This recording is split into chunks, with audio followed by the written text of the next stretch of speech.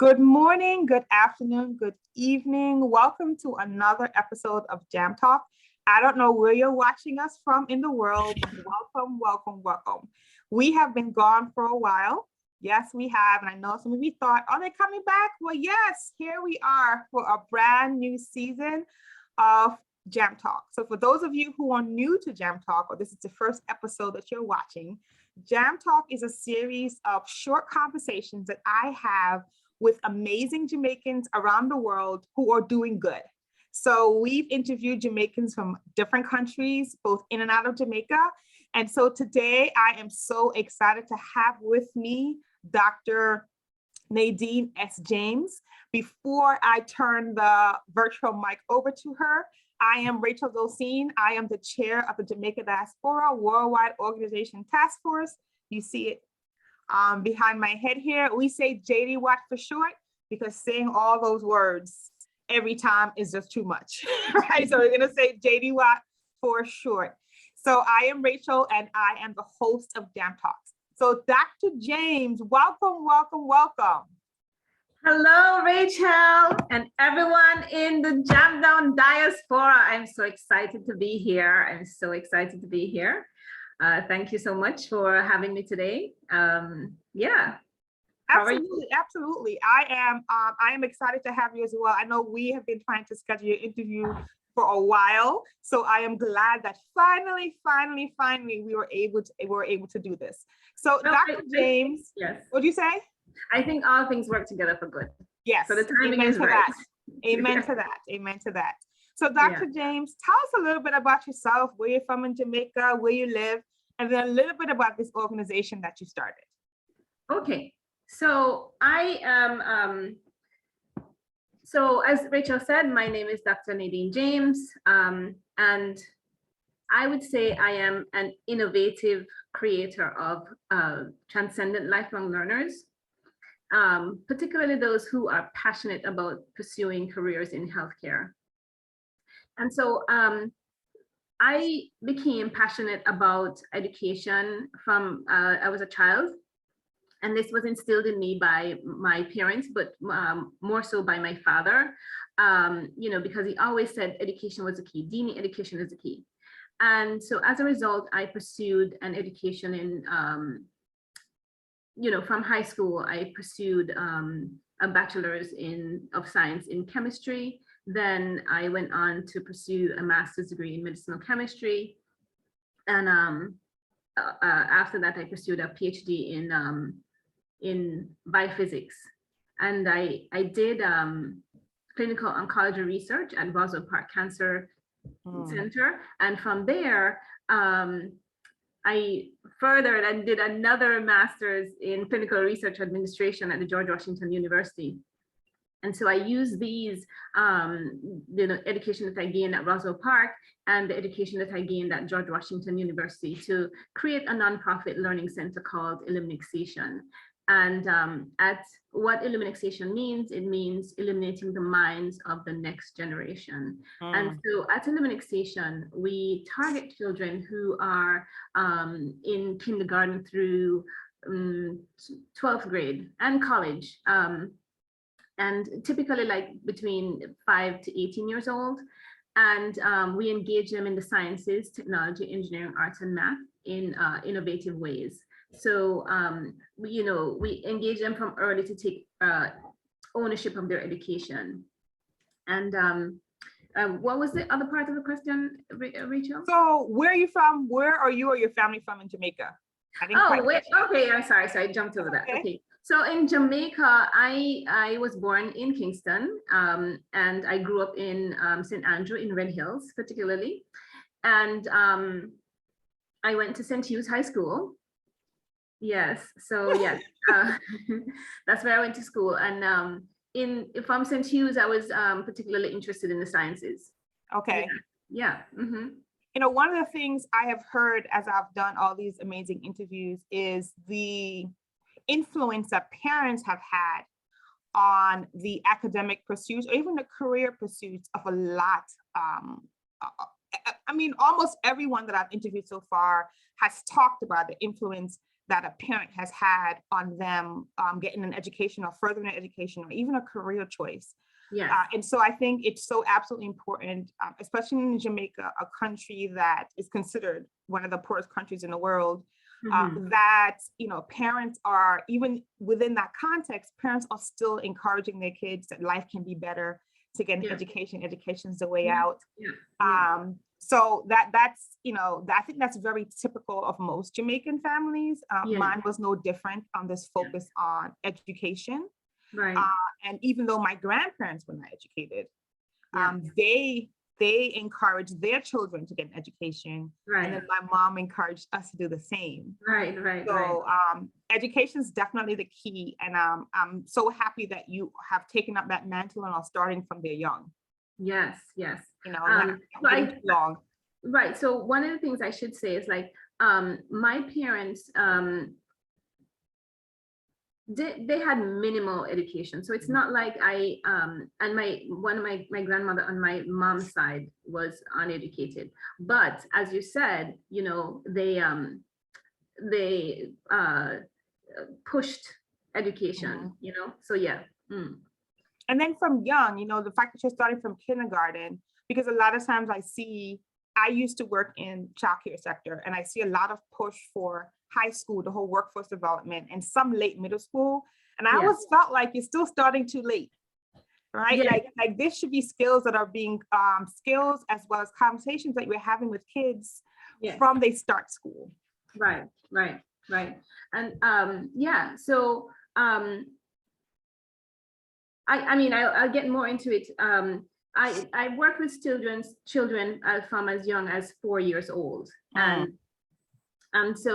and teaching them the science, but simplifying it, like playfully, right? And they get like all excited, you know.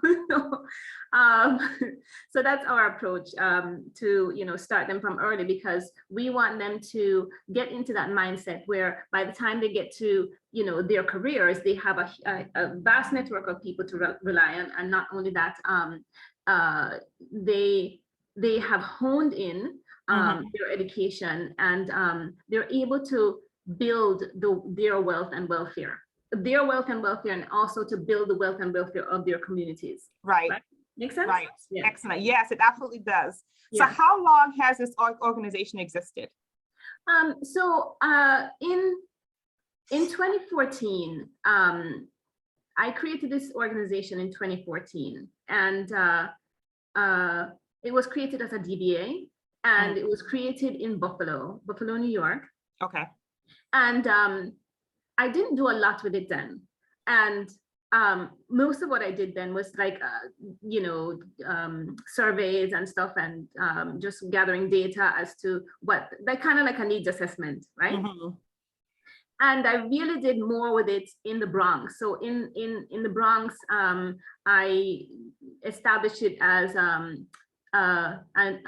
nonprofit, and worked with students from my church there, because, you know, I moved from the Bronx to Buffalo when I came to study, and worked with the students there to in various programs, human body exhibit, Cancer Mensa program, and so Cancer Mensa program is our flagship program. So you know, we established it in 2014, and then really took it to nonprofit status in 2018. Yeah. So even though you took it to nonprofit status in 2018, we're still counting the time before that. So that's about what now, 8 years? We're going on 8 years? Is that the math? From 2014, right? Yes. So 2014 was when I created a DBA, but as I said, I hadn't done much with it. I was more like, you know, doing needs assessment and stuff. And so in 2018 was when I established it as a nonprofit. And I don't know, well, I'm not sure if this is the point where you'll ask me, well, why? Yes, I was actually going to get to, first I was going to say that 2014 timeframe still counts, because even in nonprofit work, I'm a licensed nonprofit consultant, you know, the time before you actually register the nonprofit, anything you do still counts in that timeline, because the information you were gathering was so vital to what you eventually did in 2018. So it that definitely was. still counts, so don't take away that. So I'm going to say 2014. Yes. So we're going on 8 years here, which is amazing. And yes, my next question was going to be why, and especially why science, because there's so many other sectors, and I know you're specifically in the science, but why science? Why start this? So, the first thing I spoke to you about was the influence my parents had over my life, and the experiences I've had, right? In terms of traversing the educational system, right?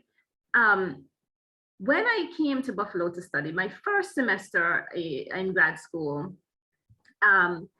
one of my colleagues, another student, took it on her head to sign me up to coordinate a National Chemistry Week. And then after signing me up to coordinate it, she came and said, "Oh, I signed you up to coordinate it, and I'm going to work with you."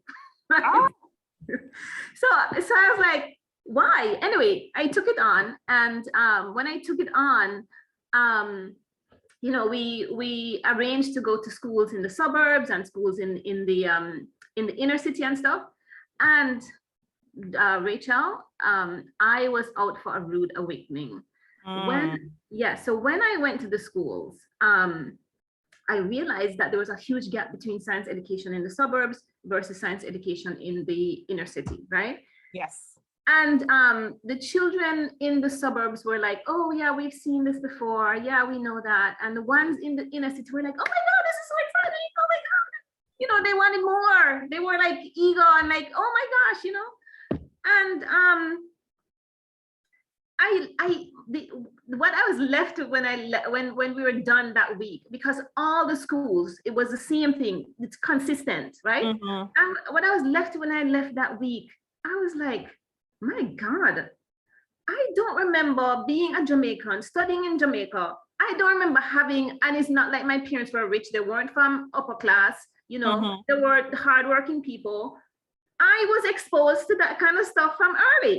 I don't know about you. I'm talking about my experience, right? Yeah.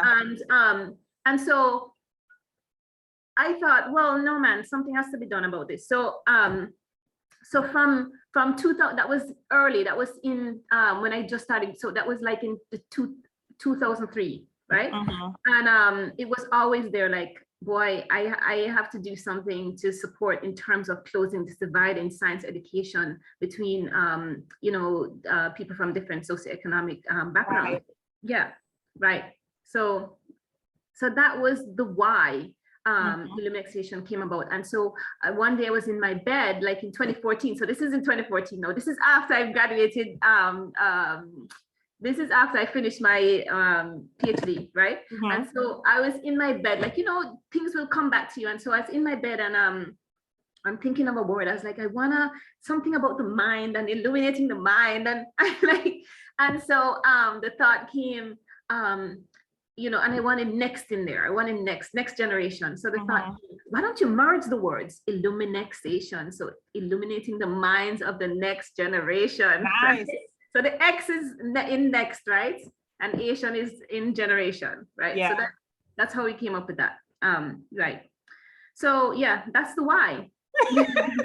And I'm glad I'm glad that you decided to do that week project that your friends, colleagues signed you up for. Yeah, because then I would not have been exposed. Right. And then with that exposure, there was a professor in the chemistry department at the time who contacted me because I was listed as a coordinator to say, "Oh, I would like you to add these schools." And it was the schools that he asked me to add that when I went there, I was like, what? Yeah. Wow. So yes. And then I worked with him for years in outreach programs, like going in the high schools and helping with the science education in these schools with the teachers and stuff. So yeah. That has a way of that one important yes, right? That one important yes that changes the trajectory of where we thought we were going to be. And here we are, how many years later? Yes. Just that little fire that was ignited. Yes. We thought it was by accident, but we know that nothing happens by accident, right? I know. Yes, it's purposeful. So over the course from the time that this organization was a concept in your mind through now, what would you say is the organization's greatest accomplishment to date? So I would say our greatest accomplishment is like it's really seeing, you know, like watching our students as they're engaged in the process and watching them like discover their brilliance. I love that. Right? Yes, like so it's a discovery, like they're coming in like, you know, not sure. And then as you're pushing them and having them do things like they're, you know, so I'll give you particular scenarios that I'm talking that, and I'll give you one like with a student who was in middle school, he's now in high school, he's now a high school senior, and one with a nursing student. So the middle school student, when he started with us, him and his sister, they started like with the summer program, with the human body program and stuff, and very excited to learn and think, but they were average students. And one of the things that when we were teaching, like they took on what it is that we were teaching and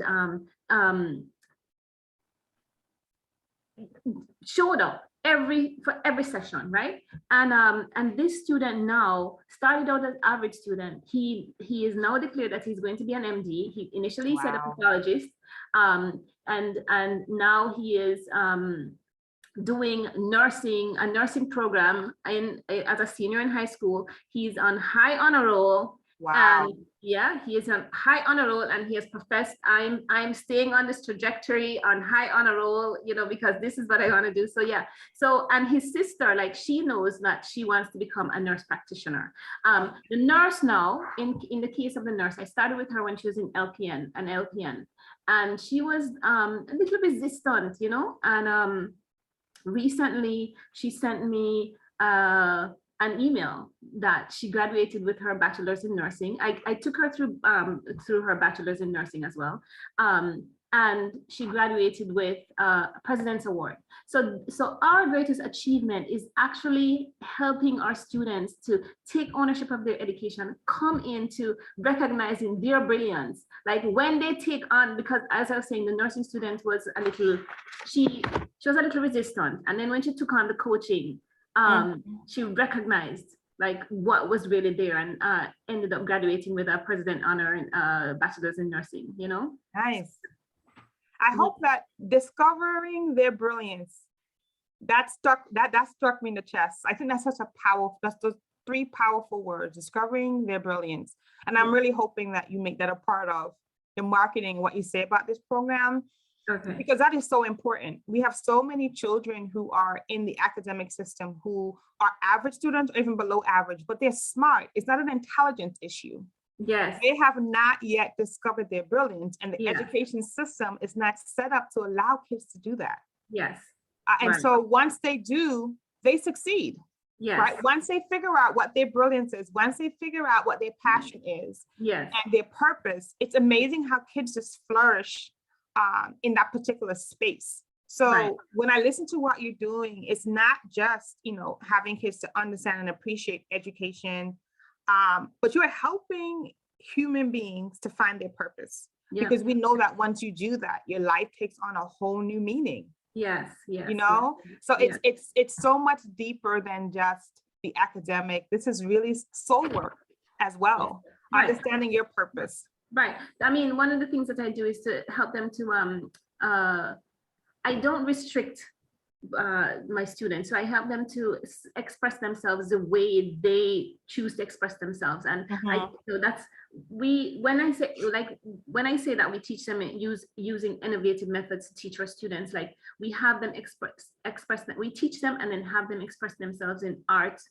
visual arts, or art.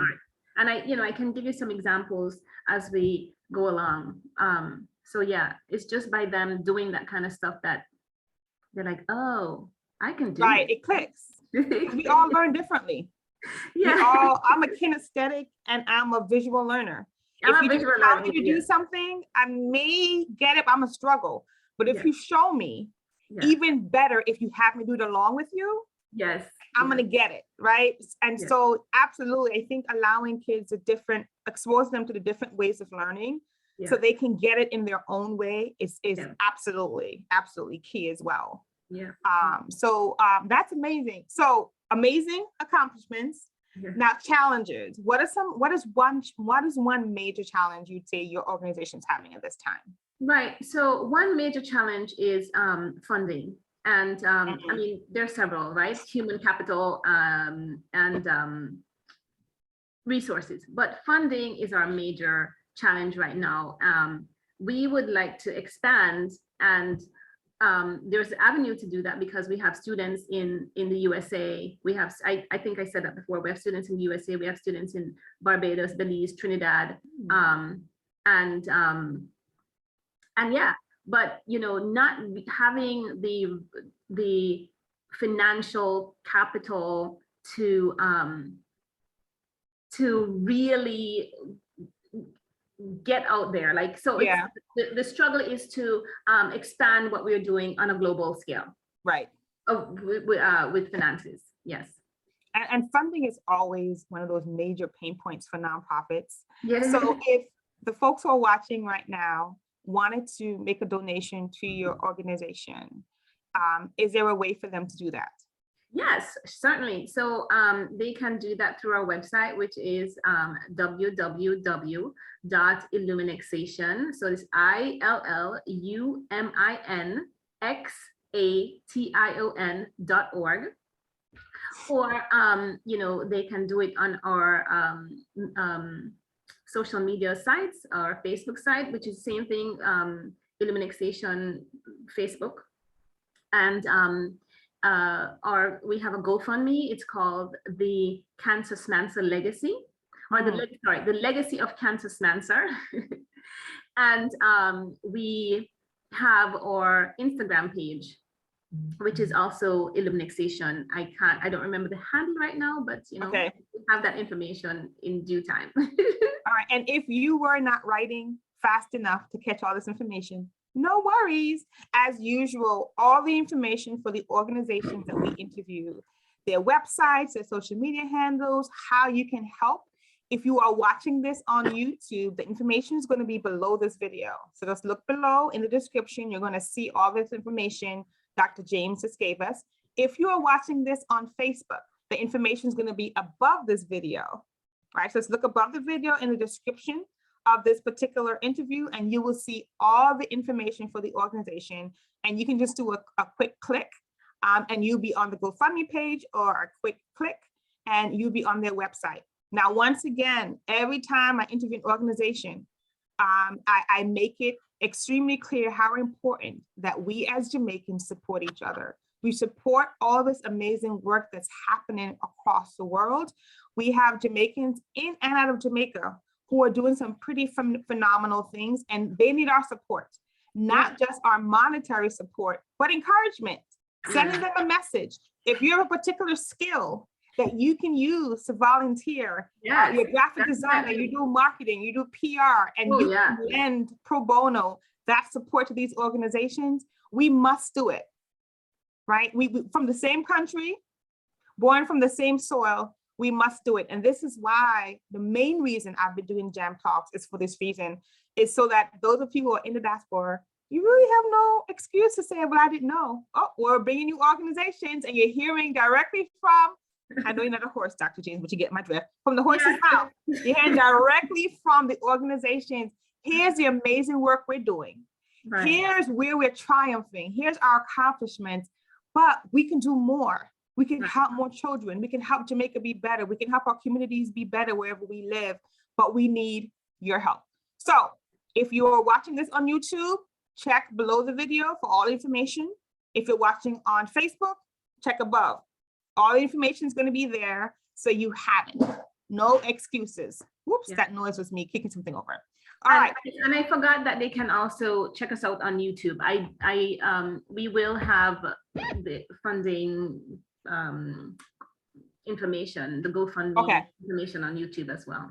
Yeah. Wonderful. So that YouTube link will also be included in the description as well. So you have a plethora of different ways that you can get in contact with Dr. James and you can support this organization. All right. So I want to shift a little from organizational operations to leadership. This is one of the favorite parts of these interviews for me, is talking with my colleagues about leadership. So Right. on this journey of starting this organization, what is a lesson you've learned about leading an organization or being a leader just overall? All right. So what I've learned about being a leader, I consider myself a transformational servant leader, and one of the things that I learned really about this role is that you're always learning. So I'll just give an example of what I'm saying. For last year my father passed away, and well, year before last, because we're in 2022 now, but my father passed away, and I was in Jamaica for over a year. And while there, I met some kids in the community who were not going to school, right? And just, I stopped and I asked why. And these kids became an integral part of my life. And while I was mourning, they were the ones who supported me, not knowing, who supported me to transition out of that gloom and doom. And they were like very therapeutic for me. So what I'm saying is, as a leader, I realized that even the youngest among us, doesn't matter who, can teach you something. So I'm always learning, and these kids were my greatest blessing. So that's my takeaway as a leader. Well, my condolences on the loss of your dad, because I know from the beginning of the story, he was influential in really encouraging you to pursue the sciences and in your academic pursuit. So my deepest condolences on that. But look how it's, I thank you. But look how even in life and death, full circle. So in death, I realized that there was more to do. Yes. Because I wasn't doing anything in Jamaica. Yeah. I ended up in Jamaica and I met these children. I wasn't doing anything there. So I'm just saying, from them being involved in my life, I realized that there's so much to learn from even the youngest among us. Absolutely. And it was the death of your father, the same one who motivated you, who connected you to these kids. Yes. So yes, absolutely. So even in death, your dad is still influential. Yes, influential. That is it still hurts, so nice. Yes, it still hurts, but I see where it's full circle, as you said. Yeah, absolutely. Yeah. So personally, so this is remaining teachable and always learning and being open to learning from anyone. I mentor a lot, and I always say I learn as much as from my mentees as they learn from me. Yeah. It's a reciprocal two-way relationship, right? So organization-wise, learning that, remaining teachable, and you can learn from even the youngest. Yes. Yourself personally, when you look at your personality and how you've led, what is some of the involvement that you've seen in yourself as a woman leader, as a woman leader? Let's go with that.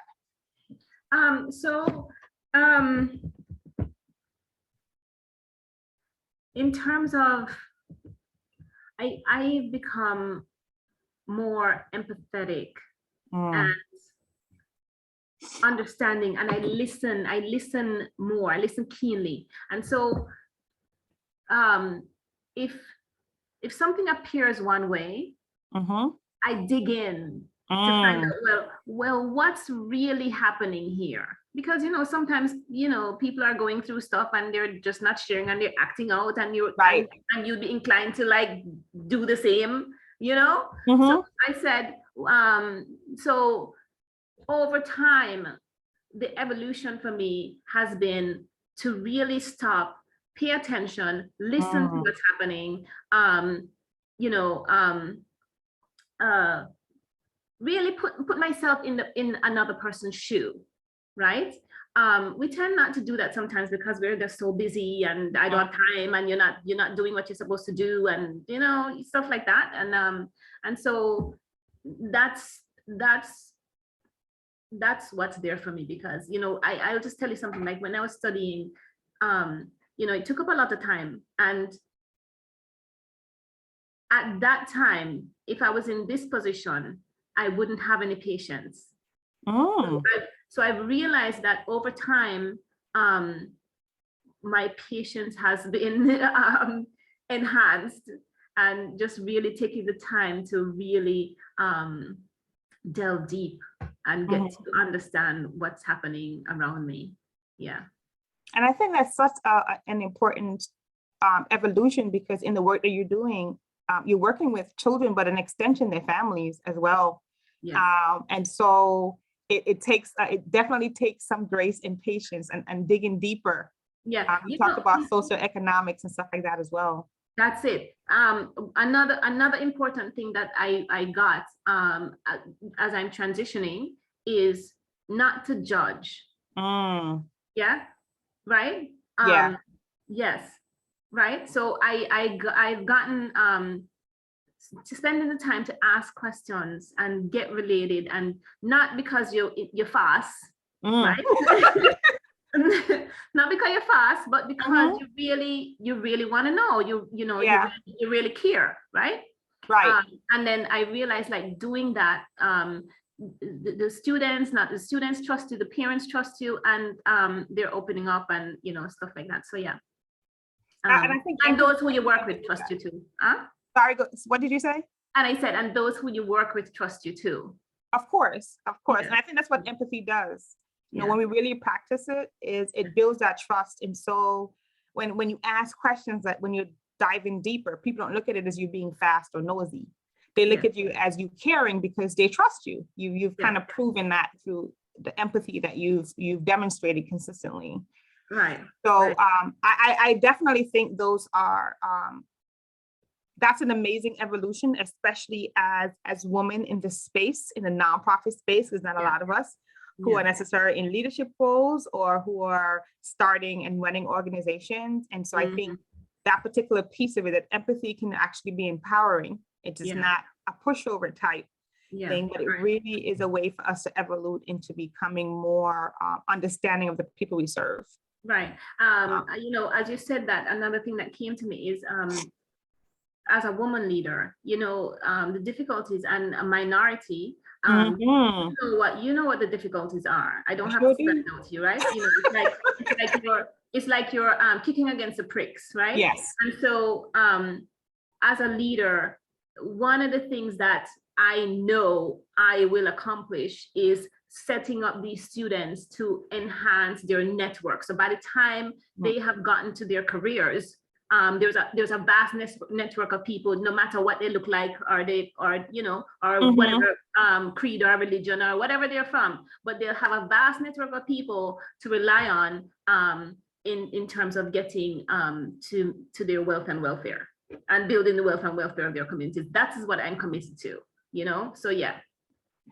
Dr. James, you and I could be on here for the next week talking about this is the type of stuff I like to talk about, talking about just the work that you're doing, and just women in the space, minority women in this nonprofit space, and just how we have to move differently, but also as we prepare minority children for the future, that there's just we just have to move different. We have to evolve different.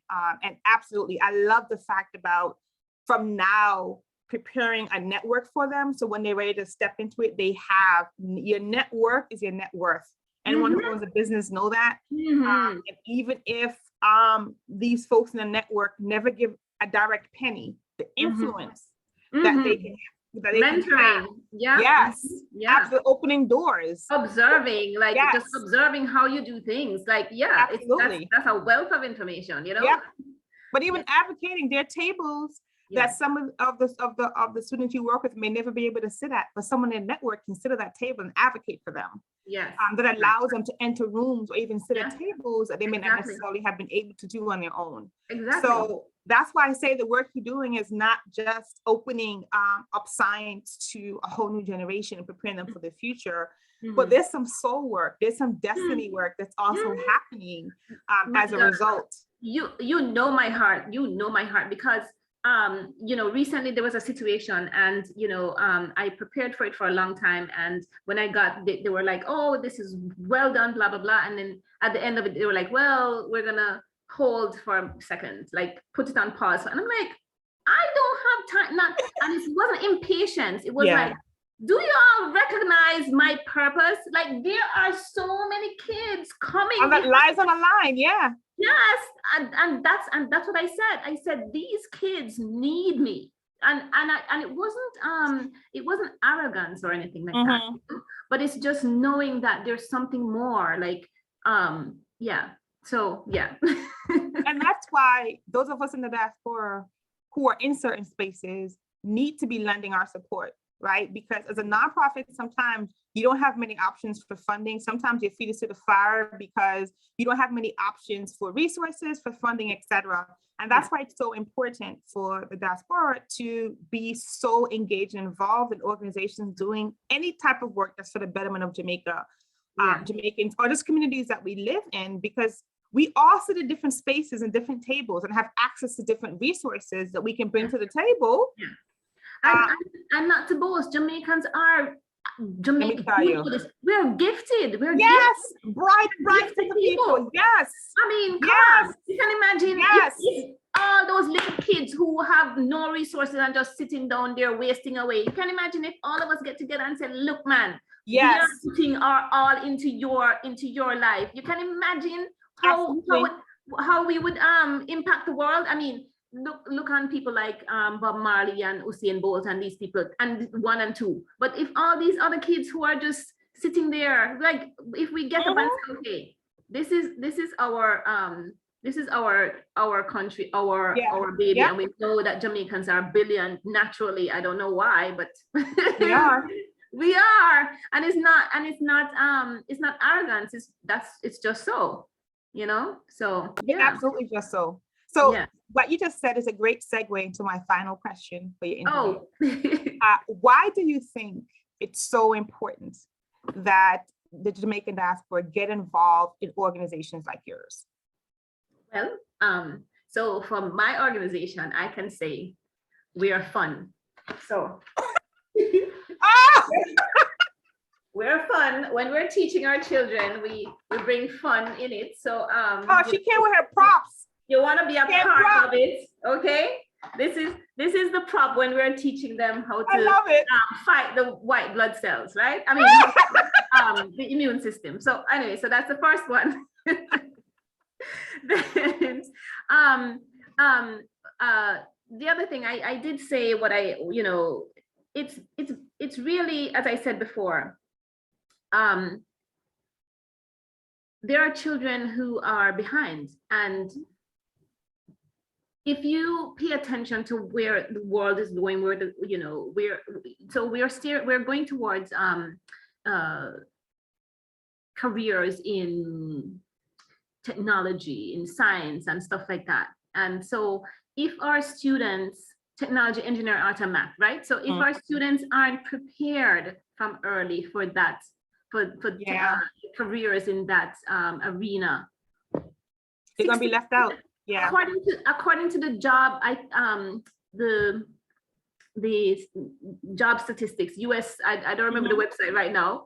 I believe it was, when I looked at it the last time, it was 62% of jobs are going in that direction. In that direction, right? And so if our students are not prepared for that, they're going to be left behind, and that's not an option. That's not an option. So that's one of the reasons I think Jamaicans in the diaspora, I know a lot of you are out there and you have good positions and all that stuff. Well, reach out to me. We're looking for persons to mentor our students and not necessarily sponsor them, but if you want to sponsor them too, that's great. But we are looking for them to have internships. Like, that's a part of what we're building. For the high school students to have internships in various arenas, so they can make the choices that they want to make. What the other area, other reason I believe that the diaspora should be involved in organizations like mine is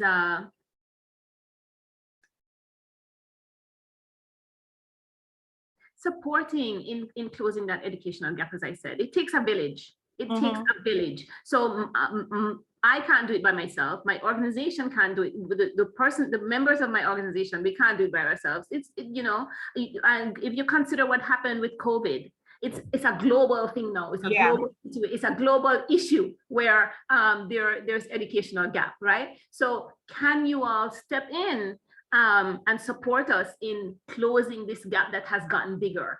So yes, so that's the reasons I think it's important for them to get involved.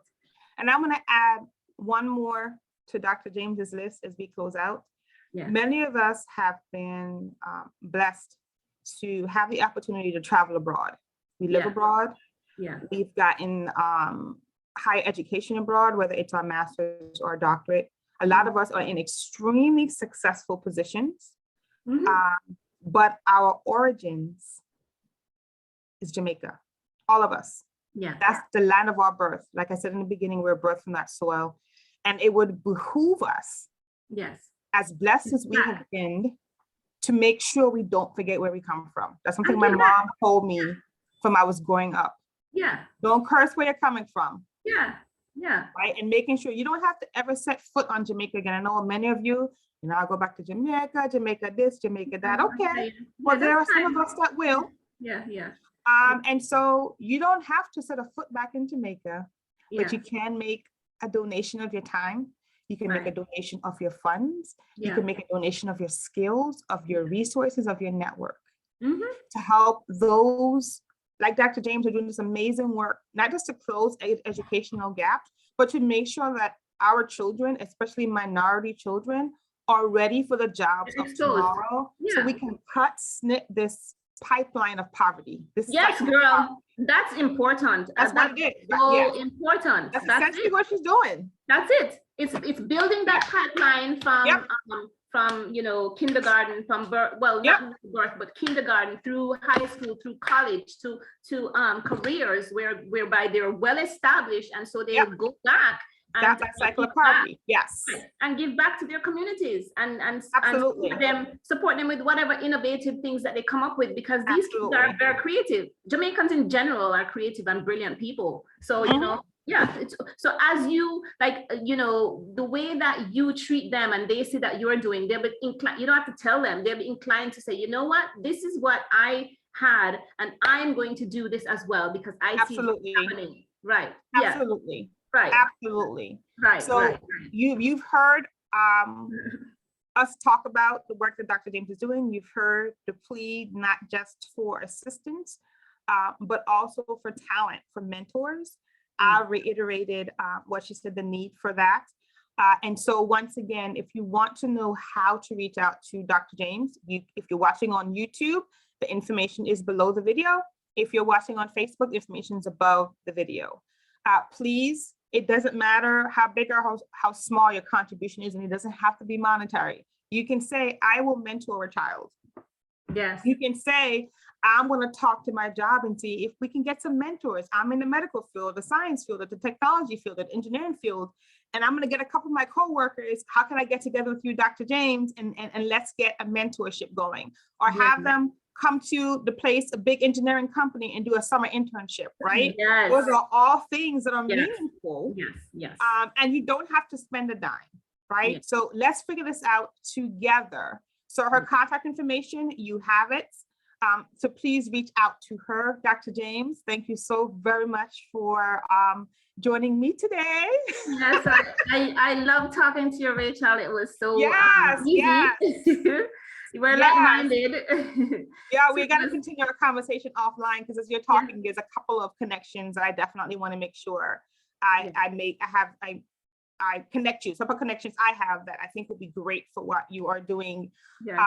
And so I definitely want to continue this conversation offline with you. It's been really great.